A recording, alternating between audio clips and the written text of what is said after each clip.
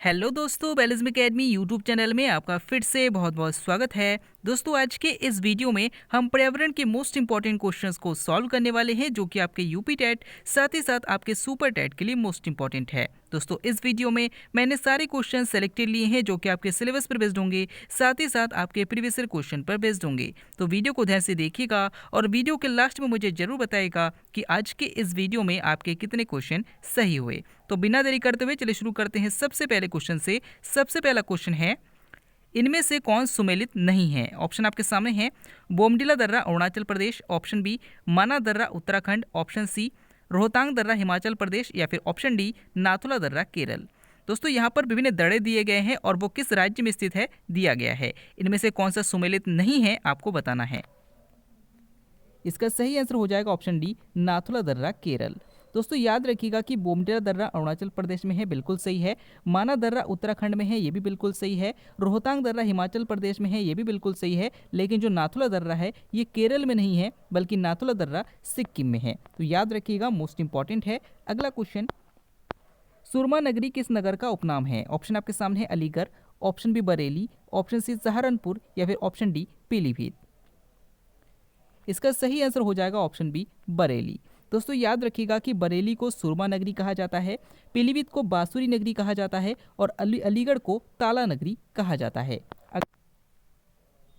Next question है, महात्मा गांधी के राजनीतिक गुरु कौन थे? ऑप्शन आपके सामने हैं, Gopal Krishna Gokhale, option B Mahadev Govind Ranade, option C Chittaranjan Das, या फिर ऑप्शन डी दादा भाई नौरोजी। इसका सही आंसर हो जाएगा ऑप्शन ए गोपाल कृष्ण गोखले। दोस्तों, याद रखिएगा कि महात्मा गांधी के राजनीतिक गुरु कौन थे? तो गोपाल कृष्ण गोखले थे। और गोपाल कृष्ण गोखले के राजनीतिक गुरु कौन थे? तो महादेव गोविंद रानाडे थे। अगर आपसे पूछा जाता है कि सुभाष चंद्र बोस के राजनीतिक गुरु कौन थे? तो चित्तरंजन दास थे। और अगर आपसे पूछा जाता है कि बाल गंगाधर तिलक के राजनीतिक गुरु कौन थे? तो दादा भाई नौरोजी थे। अगला क्वेश्चन, काला पगोडा किसे कहा जाता है, यानी कि ब्लैक पैगोडा किसे कहा जाता है? ऑप्शन आपके सामने है, एलोरा मंदिर, ऑप्शन बी खजुराहो का मंदिर, ऑप्शन सी दशावतार का मंदिर, या फिर ऑप्शन डी कोणार्क का सूर्य मंदिर। इसका सही आंसर हो जाएगा ऑप्शन डी कोणार्क का सूर्य मंदिर। दोस्तों, याद रखिएगा कि कोणार्क का सूर्य मंदिर जो कि उड़ीसा में है, इसे काला पैगोडा या ब्लैक पैगोडा भी कहा जाता है। एलोरा मंदिर कहाँ पर है? तो ये महाराष्ट्र में है। खजुराहो का मंदिर कहाँ पर है? मध्य प्रदेश में है। और दशावतार मंदिर कहाँ पर है? तो उत्तर प्रदेश के ललितपुर में है। अगला क्वेश्चन, भारतीय क्रांति की माँ किसे कहा जाता है? ऑप्शन आपके सामने है, Annie Besant, option B Sarojini Naidu, option C Leela Seth, या फिर ऑप्शन डी भीकाजी कामा। इसका सही आंसर हो जाएगा ऑप्शन डी भीकाजी कामा। दोस्तों, याद रखिएगा कि भीकाजी कामा जी जो थी, इन्होंने सबसे पहली बार जर्मनी में भारतीय झंडे को फहराया था। तो अगर आपसे पूछा जाता है कि भारत के बाहर सबसे पहली बार भारतीय झंडे को किसने फहराया था, तो भीकाजी कामा ने फहराया था। अगर आपसे पूछा जाता है कि होम रूल लीग की स्थापना किसने की थी, एनी बेसेंट ने की थी। अगर आपसे पूछा जाता है कि स्वतंत्र भारत की पहली महिला राज्यपाल कौन थी, तो सरोजिनी नायडू थी। और अगर आपसे पूछा जाता है कि भारत की पहली महिला उच्च न्यायालय की मुख्य न्यायाधीश कौन थी, तो लीला सेठ थी। अगला क्वेश्चन, समांतर फसल का उदाहरण कौन सा है? ऑप्शन आपके सामने है, गेहूं और सरसों, ऑप्शन बी आलू और धान, ऑप्शन सी कपास और गेहूं, या फिर ऑप्शन डी ज्वार और आलू।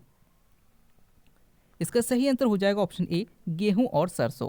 दोस्तों, समांतर फसल किन्हें कहते हैं? तो याद रखिएगा कि अगर कोई भी खेत है, वहाँ पर हम कोई फसल उगाते हैं और उस फसल को उगाने के बाद हम उसमें कोई दूसरी फसल भी उगा देते हैं, जिससे दोनों फसलों को कोई नुकसान नहीं होता और दोनों फसलें अच्छे से बुआई भी हो जाती है और उसकी कटाई भी हो जाती है। तो याद रखिएगा, इन्हें समांतर फसल कहा जाता है। तो इसमें गेहूँ और सरसों बिल्कुल सही है, ये दोनों समांतर फसल है। अगला क्वेश्चन, काला सोना किस मसाले को कहते हैं? ऑप्शन आपके सामने, इलायची, ऑप्शन बी लौंग, ऑप्शन सी केसर, या फिर ऑप्शन डी काली मिर्च। इसका सही आंसर हो जाएगा ऑप्शन डी काली मिर्च। दोस्तों, अगर आपसे मसालों के संदर्भ में पूछा जाता है कि काला सोना किसे कहा जाता है, तो काली मिर्च को कहा जाता है। लेकिन अगर आपसे सिर्फ सिंपल तरीके से पूछा जाता है कि काला सोना किसे कहा जाता है, तो पेट्रोलियम को कहा जाता है। कभी कभी आपके सामने कोयले का ऑप्शन दिया रहता है, तो याद रखिएगा पेट्रोलियम और कोयला दोनों ऑप्शन आपको एक साथ कभी नहीं मिलेगा। इनमें से जो ऑप्शन आपको मिलेगा आपको उस पर टिक करना है। अगला क्वेश्चन, इनमें से कौन सुमेलित नहीं है? ऑप्शन आपके सामने है, कुल्लू घाटी हिमाचल प्रदेश, ऑप्शन बी शांत घाटी केरल, ऑप्शन सी जुकू घाटी नागालैंड, या फिर ऑप्शन डी फूलों की घाटी असम। इसका सही आंसर हो जाएगा ऑप्शन डी फूलों की घाटी असम। दोस्तों याद रखिएगा कि कुल्लू घाटी हिमाचल प्रदेश में है, बिल्कुल सही है। शांत घाटी केरल में है, बिल्कुल सही है। जुकू घाटी नागालैंड में है, बिल्कुल सही है। लेकिन जो फूलों की घाटी है ये असम में नहीं है, बल्कि ये उत्तराखंड में है। अगर आपसे पूछा जाता है कि भारत में सबसे अधिक जैव विविधता कहाँ पाई जाती है, तो शांत घाटी केरल में पाई जाती है। अगला क्वेश्चन, वह कौन सा एक केवल सांप है जो घोंसला बनाता है? ऑप्शन आपके सामने, crab, option B viper, option C king cobra, या फिर ऑप्शन डी शल्की वाइपर। इसका सही आंसर हो जाएगा ऑप्शन सी, किंग कोबरा। दोस्तों याद रखिएगा कि किंग कोबरा एकमात्र ऐसा सांप है जो कि घोंसला बनाता है। अगला क्वेश्चन, नेत्रदान में नेत्र का कौन सा भाग दान किया जाता है? ऑप्शन आपके सामने है, retina, option B cornea, option C iris, या फिर ऑप्शन डी लेंस। इसका सही आंसर हो जाएगा ऑप्शन बी, कॉर्निया। दोस्तों याद रखिएगा कि जब नेत्रदान किया जाता है तो नेत्र का कार्निया भाग जो है इसको डोनेट किया जाता है। अगला क्वेश्चन, लिखित संविधान की अवधारणा ने सर्वप्रथम कहाँ जन्म लिया? ऑप्शन आपके सामने, America, option B Britain, option C France, या फिर ऑप्शन डी स्विट्जरलैंड। इसका सही आंसर हो जाएगा ऑप्शन सी, फ्रांस। दोस्तों याद रखिएगा कि लिखित संविधान की अवधारणा जो है वो फ्रांस ने सबसे पहले जन्म लिया। अगर आपसे पूछा जाता है कि किस देश का अलिखित संविधान है, तो ब्रिटेन का अलिखित संविधान है। और अगर आपसे पूछा जाता है कि सबसे बड़ा लिखित संविधान किस देश का है, तो भारत का है। अगला क्वेश्चन, कौन सा ऊतक घाव भरने में सहायक होता है? ऑप्शन आपके सामने है, संयोजी ऊतक, ऑप्शन बी एपिथेलियम ऊतक, ऑप्शन सी पेशीय ऊतक, या फिर ऑप्शन डी तंत्रिका ऊतक। इसका सही आंसर हो जाएगा ऑप्शन बी, एपिथेलियम ऊतक। दोस्तों याद रखिएगा कि जो हमारे शरीर के अंदर जितने भी पार्ट्स है, जितने भी अंग हैं, उनके ऊपर जो बाहरी आवरण होता है उसी में एपिथेलियम ऊतक पाया जाता है, जो कि उन अंगों की अंदर की ओर की रक्षा करता है। तो इंपॉर्टेंट है, याद रखिएगा। अगला क्वेश्चन, डोगरी भाषा किस राज्य में बोली जाती है? ऑप्शन आपके सामने है, Kerala, option B Maharashtra, option C Telangana, या फिर ऑप्शन डी जम्मू कश्मीर। इसका सही आंसर हो जाएगा ऑप्शन डी, जम्मू कश्मीर। दोस्तों याद रखिएगा कि जम्मू कश्मीर में जो है डोगरी भाषा बोली जाती है। अगर आपसे पूछा जाता है कि केरल में कौन सी भाषा बोली जाती है, तो मलयालम बोली जाती है, महाराष्ट्र में मराठी बोली जाती है, और तेलंगाना में तेलुगु बोली जाती है। अगला क्वेश्चन, नेक्स्ट क्वेश्चन है, भारत में डाक प्रथा का प्रचलन किस शासक ने शुरू किया था? ऑप्शन आपके सामने है, Akbar, option B Sher Shah Suri, option C Humayun, या फिर ऑप्शन डी कनिष्क। इसका सही आंसर हो जाएगा ऑप्शन बी, शेरशाह सूरी।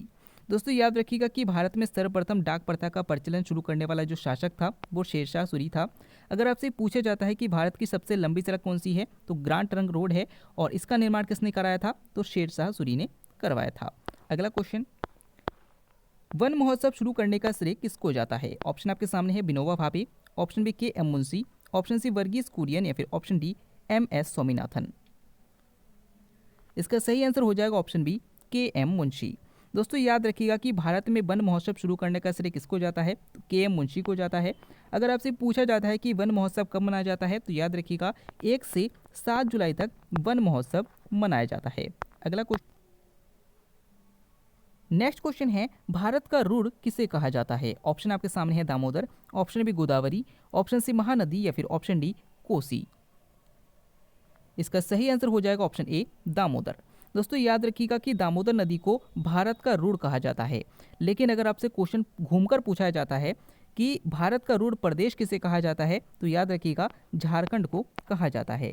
अगर आपसे पूछा जाता है कि पश्चिम बंगाल का शोक किस नदी को कहा जाता है, तो दामोदर नदी को कहा जाता है। अगर आपसे पूछा जाता है कि बिहार का शोक किस नदी को कहा जाता है, तो कोसी नदी को कहा जाता है।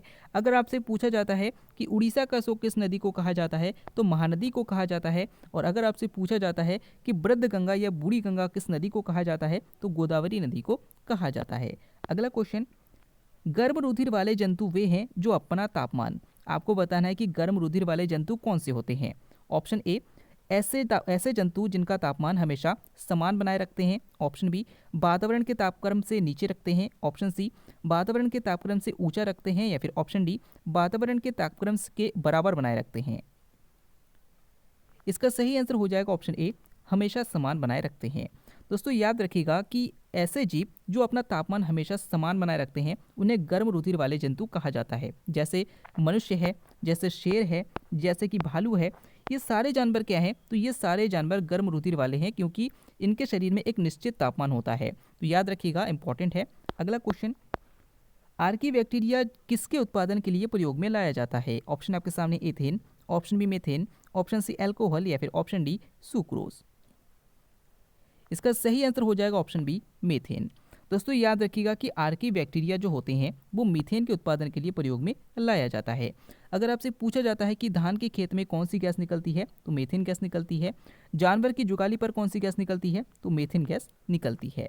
अगला क्वेश्चन, देश के राष्ट्रपति का पद रिक्त होने पर राष्ट्रपति के पद का निर्वहन किसके द्वारा किया जाता है? ऑप्शन आपके सामने है प्रधानमंत्री, ऑप्शन बी लोकसभा अध्यक्ष, ऑप्शन सी राज्यसभा का उपसभापति या फिर ऑप्शन डी सर्वोच्च न्यायालय का मुख्य न्यायाधीश। इसका सही आंसर हो जाएगा ऑप्शन डी सर्वोच्च न्यायालय का मुख्य न्यायाधीश।